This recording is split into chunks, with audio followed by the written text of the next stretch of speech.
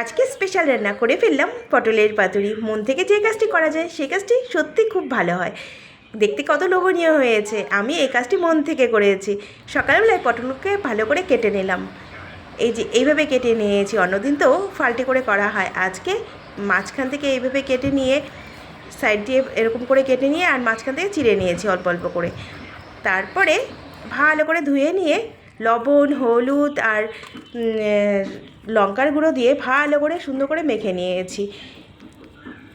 এইভাবে মেখে নিয়ে কিছুক্ষণ রেখে দিয়েছি। রাখার পরে কড়াইয়ের মধ্যে তেল দিয়ে এটাকে ভাজা বসিয়ে দিয়েছি। পটলগুলোকে একদম সুন্দর করে ভাজা করে নিয়েছি।